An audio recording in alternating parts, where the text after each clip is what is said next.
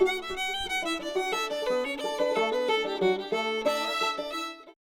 everybody.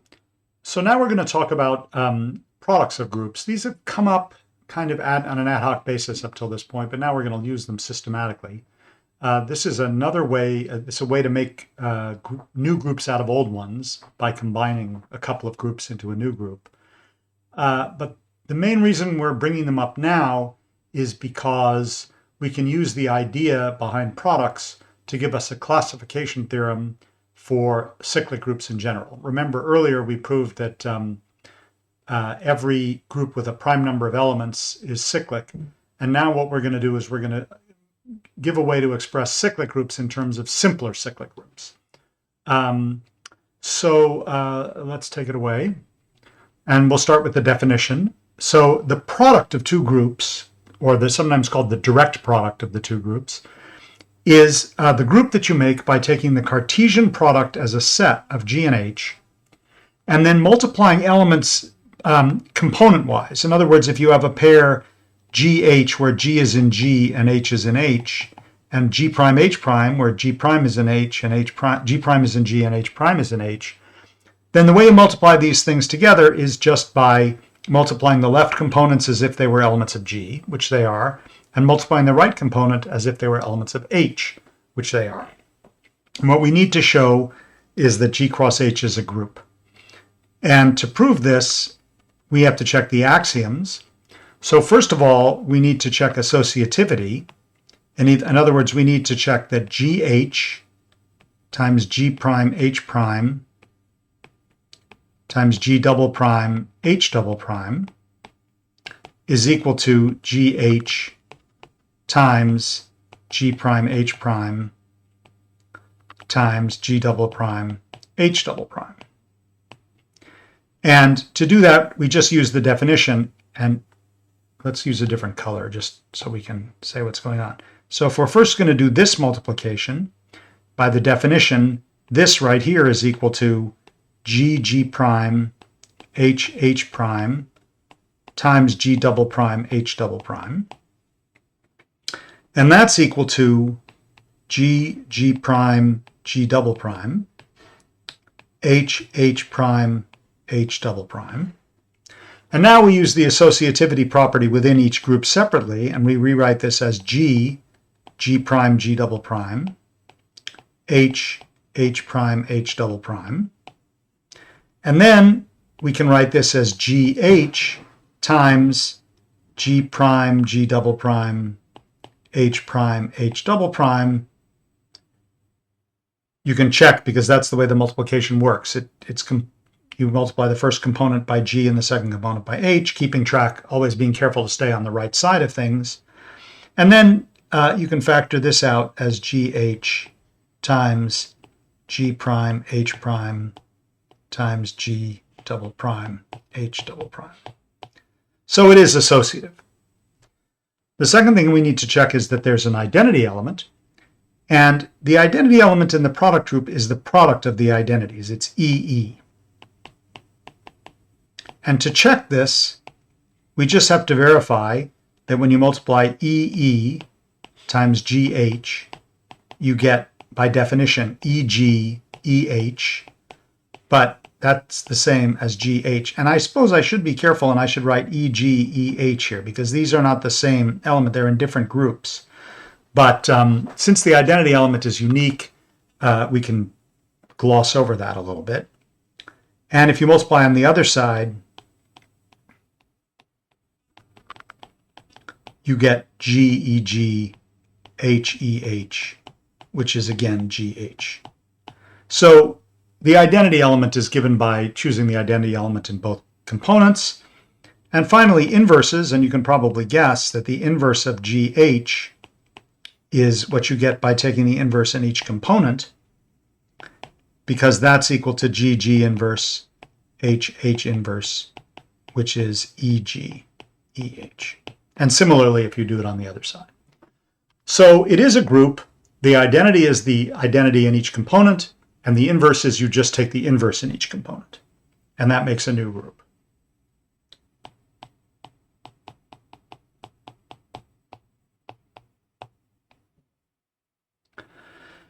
let's look at some examples. And one of the things I'm going to do is I'm going to cheat a little bit, and I'm going to allow multiple products. So not just the product of two groups, but a product of a bunch of groups, and then you take the Cartesian product of all of them. So basically you're taking vectors, and still all the operations are component-wise. So we know the space Rn, for example, and R is the additive group of the reals. And we can look at R to the n, which is R cross R. And of course, this is the thing that comes up in linear algebra. And you just add two vectors, A1 up to AN plus B1 up to Bn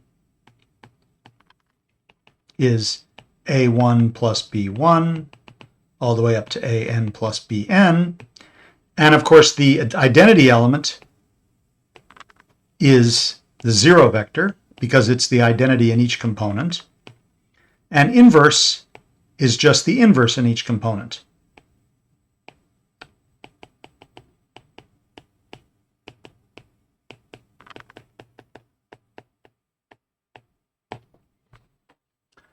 So Rn is a group under addition. Now, of course, it's a vector space because you can also do scalar multiplication, but scalar multiplication isn't part of being a group. So for the group part, you just think about vector addition.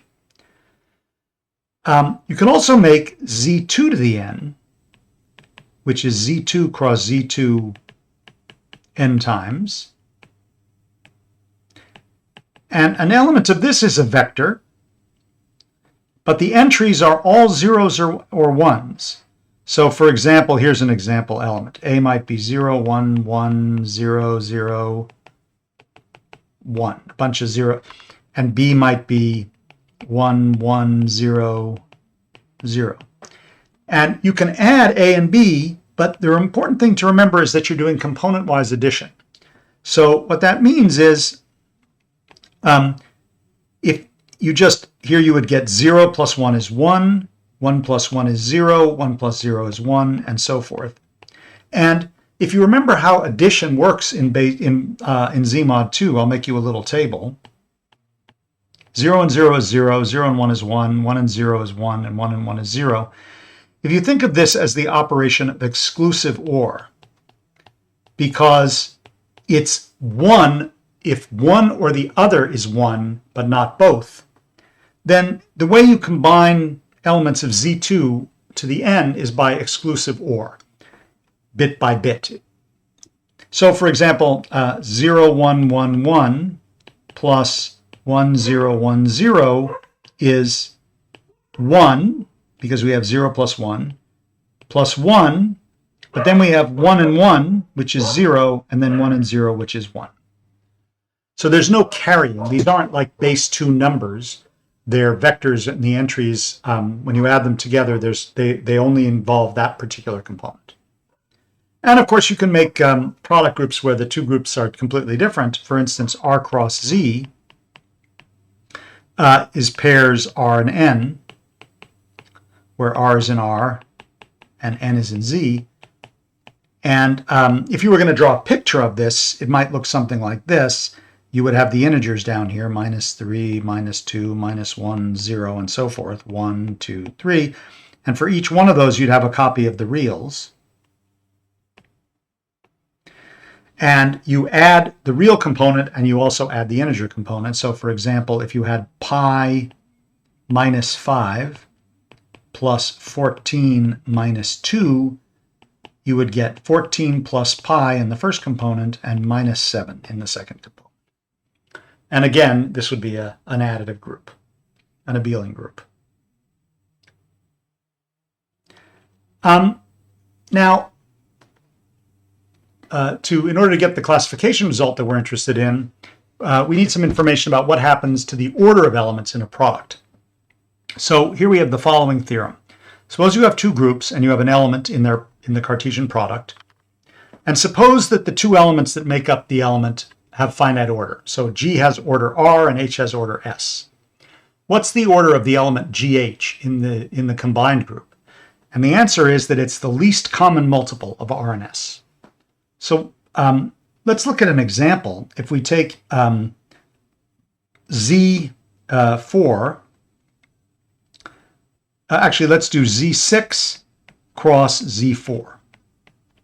So the least, and let's try to figure out what this group is like. So let's take the element 2 in Z6, and the order of 2 we know is 6 over the GCD of 2 and 6, which is 6 over 2, which is 3.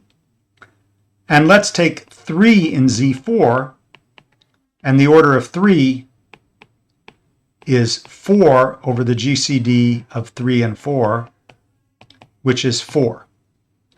So if we look at the combined element 2, 3, and we try to figure out its order, let's see what happens. We'll just start adding it to itself. So we get 2, 3, 4, 6, but the second component is in Z2, so that's the same as 4, 2. And then we do it, so this is 1, this is g to the 1, this is 2g. 3g is this plus this, so we get 0, because 2 plus 4 is 0, but 3 plus 2 is 5, which is 1. And then we get 2, 4, but that's 0, because the second component is mod 4, and we added 3 to it. Then we get 4, 3. And then we get 6, 6, which is 0, 2. And then, so you notice what's happening is the first component has order 3. So it goes, every 3 times it comes back to 0. 2, 4, 0, 2, 4, 0. But the second component has order 4. So it doesn't get back to 0 until you get back to 4 times. So it's as if there's 2 wheels turning. One goes around and it takes 3 times to get back to the origin, and the other needs to go around 4 times to get back to the origin. If you want to get back to 0, 0, you have to go complete rotations of both wheels, and the first time that's going to happen is after 12. I mean, we can keep doing this calculation. So we have 0, 2, and then we would have 2, 5, which is 2, 1, and 4, 4, which is 4, 0, and then 6, which is 0, 3. And if you're still up for this, you would have 2, 6, which is 2, and then 4, 5, which is 1, and then 6, 4, which is 0. This is 2.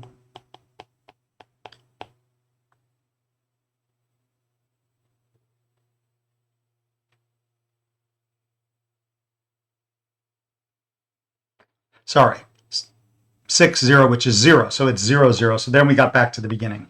And if you count this up, it's 1, 2, 3, 4, 5, 6, 7, 8, 9, 10, 11, 12. And the reason it has order 12 is because 12 is the right number to get you a multiple of 3 and also a multiple of 4. And that's what this proposition says, because the orders of the 2 elements are 3 and 4, and the least common multiple of 3 and 4 is in fact 12. So now if you think about what that's saying, how do we prove this in general? So if we take g and h and we raise it to the nth power, well, that's gh m times, which is g to the m, h to the m. And suppose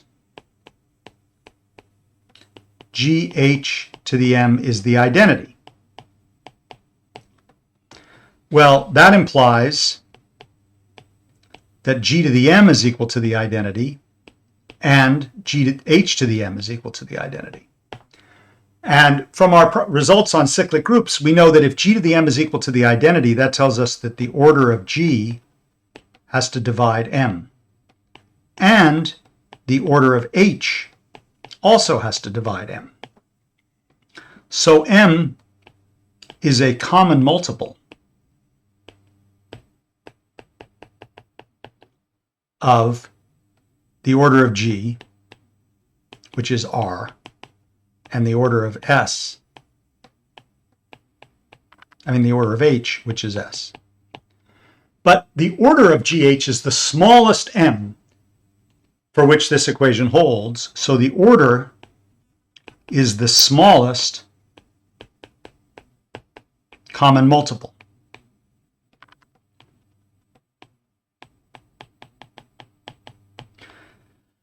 Because if we look at what happens if we take GH to the least common multiple,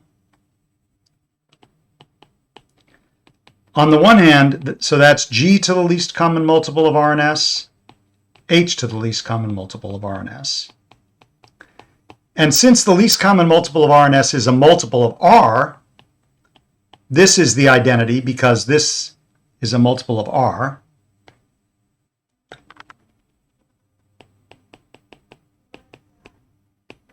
And this is a multiple of S. So it's also equal to E, because H to anything which is a multiple of S is E.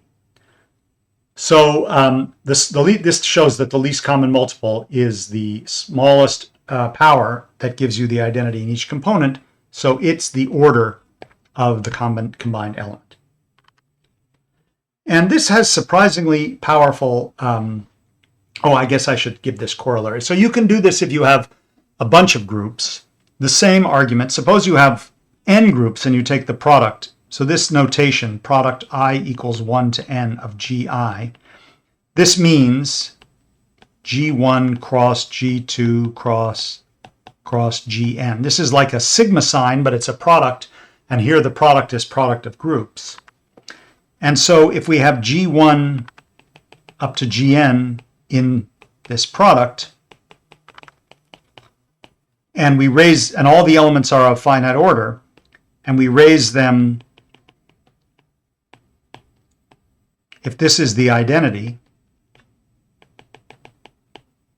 then the same argument tells us that the order of GI divides M for all I.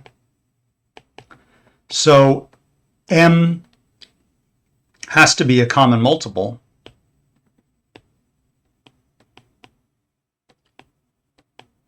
So the smallest it could be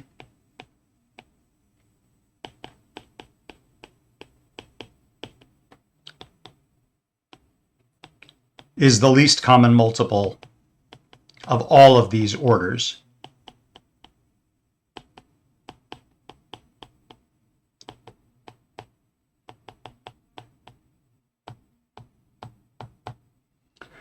And the least common multiple works because it's a multiple of all of these orders. So when you take G, let's call this L. When you take G1 up to Gn to the L, that's G1 to the L up to Gn to the L.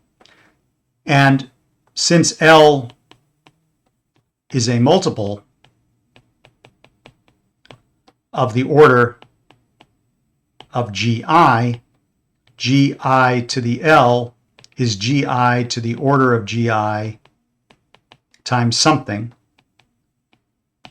which is the identity. So this is again the identity. So taking the product of groups, if you have an element which is of order, for example, if we looked at Z2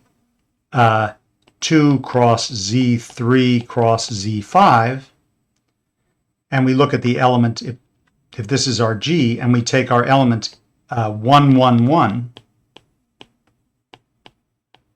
the identity element, so the order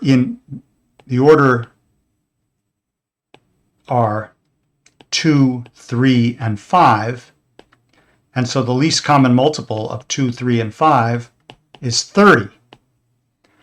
And so the order of 1, 1, 1 has order 30. But if we looked at G to be Z4 cross Z6 cross Z10, and we look at 1, 1, 1, then again we would want to look at the least common multiple of 4, 6, and 10, which is still 30. No, it's not.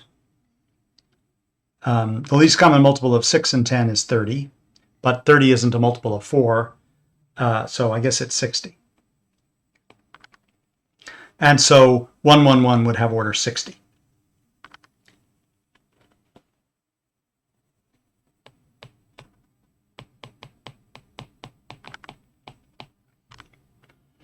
And this leads to a really beautiful fact, which is that if you take Z mod n and Z mod m, and you take their product, and n and m have no factors in common, then you get ZNM. And that's what this theorem says. So before we prove the theorem, let's look at some examples. This says if you take, for instance, Z3 cross Z5, this is isomorphic to Z15, because GCD of 3 and 5 is 1. And so if you apply the theorem, it should be the same. And similarly, if you looked at Z4 cross Z7, that should be isomorphic to Z28. And if you read this in reverse, if you look at Z60, well, if we factor 60 into 4 times 15, Z60 must be isomorphic to Z4 times Z15, because 4 and 15 have no factors in common, and their product is 60, and isomorphisms are symmetric. So if one is isomorphic, these two groups are isomorphic to one another. This symbol here means isomorphic. And to prove this, we're going to use a little bit of a trick, really. It's actually surprisingly simple given what we know, because we know, first of all, that every cyclic group of order n is isomorphic to Zn. We proved this in this discussion of isomorphisms. And so therefore it's enough to show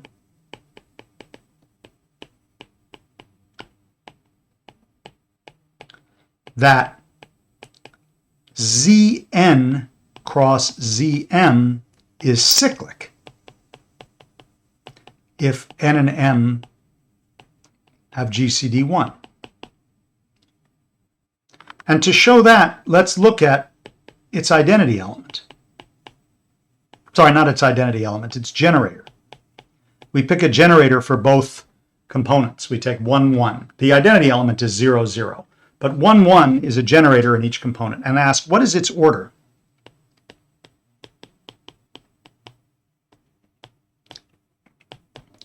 Well, the order of 1 in the first component is n.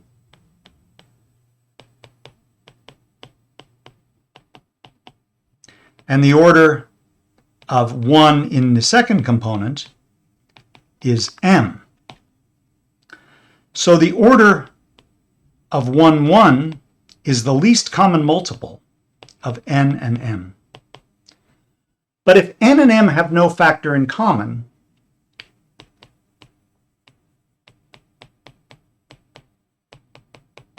their least common multiple has to be the product. This is because we have a relationship between the GCD of n and m times the least common multiple of n and m is equal to the product nm. Or another way to say it is that the least common multiple of two things is their product divided by their greatest common divisor. So if the greatest common divisor is 1, the least common denominator is the product. Let's believe this for a moment. If we believe this, then that means that if the order is equal to nm, if the order of 1, 1 equals nm, then that means, let's think about it, Zn mod Zm, Zn times Zm has n times m elements. It's the Cartesian product of two finite sets, one with n elements and one with m elements. So by the product principle, it has nm elements and an element of order nm.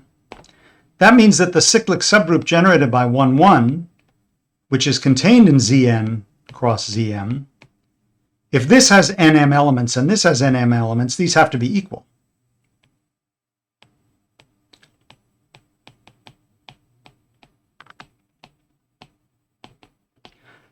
So the cyclic subgroup generated by 1, 1 equals Zn cross Zm.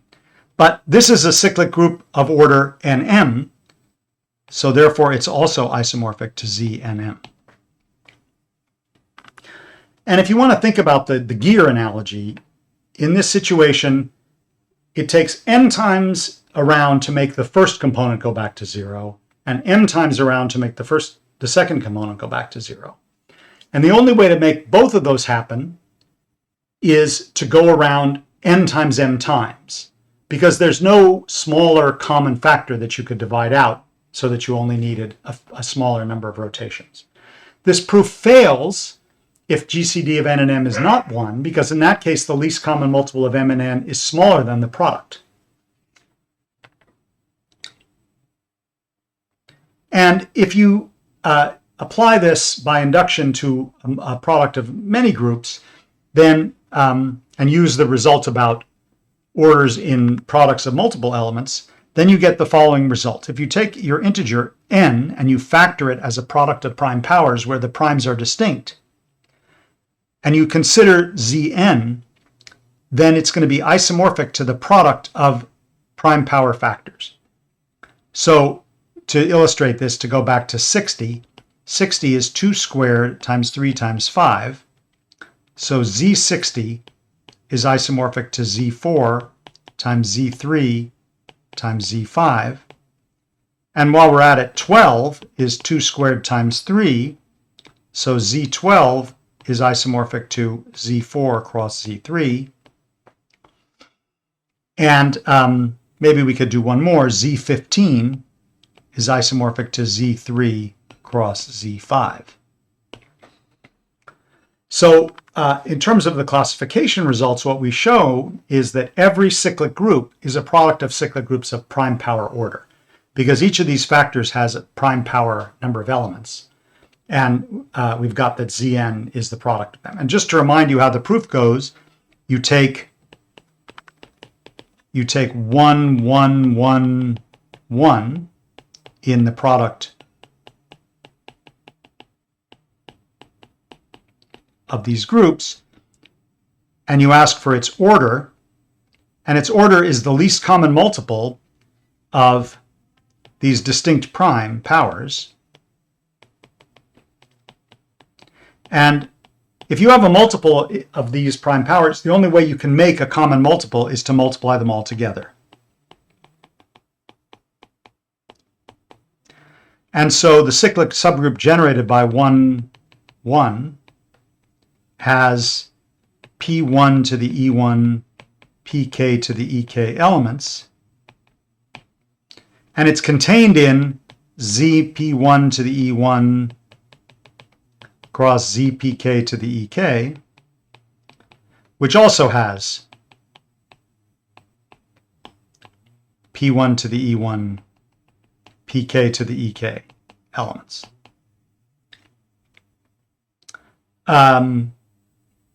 So this group is cyclic with P1 up to, with this number of elements, and if it's cyclic with that number of elements, it has to be isomorphic.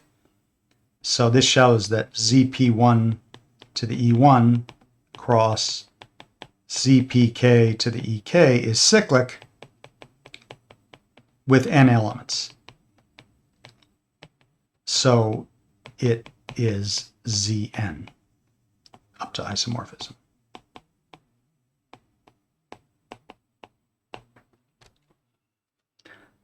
And if you wanted to actually make these isomorphisms explicit, just to maybe in the claim that Z12 is isomorphic to Z4 cross Z3, what we do is we take 1, 1 in Z4 cross Z3. And remember, the way you show that every cyclic group is isomorphic to Z12 is you send 1 in Z12, which is a generator, to a generator of the group you're interested in. So our map, our isomorphism, F, from, let's say, from Z4 cross Z3 to Z12 is going to send 1, 1 to 1. And then let's just start computing. It sends 2, 2 to 2 because it's an isomorphism, remember? So F of 1, 1 plus 1, 1 has to equal f of 2, 2, but it also has to equal f of 1, 1 plus f of 1, 1, which is 2. And then we have 3, 3, which goes to 3. Now 4, 4 is 0. Sorry, this is 0. 3, 0, because, so this is 0, 1 goes to 4. 1, 2 goes to 5. 2, 0 goes to 6. 3, 1 goes to 7. 4, which is 0, 2 goes to 8. 1, 0 goes to 9. 2, 1 goes to 10. 3, 2 goes to 11. And now we're at a place where the next one, when we add 1, 1, we get 0, 0 goes to 12, which is 0. So here's our isomorphism. And you see that the sort of two wheels, there's a wheel that goes around 4 times and a wheel that goes around 3 times. And when they finally have both gone around through their rotation, so this one's gone 1 times, 2 times, 3 times. The first component's gone through its rotation 3 times. The second one's gone through its rotation 4 times. And altogether, you get back to 0. So that would be the explicit isomorphism in this case. Or if you wanted to go in the other direction, you would send 1 to 1, 1, and you would work the same thing out. So you notice it's a 1-to-1 correspondence. So this is a very nice result, and it tells us that we can always decompose a cyclic group into a product of cyclic groups which have prime power order.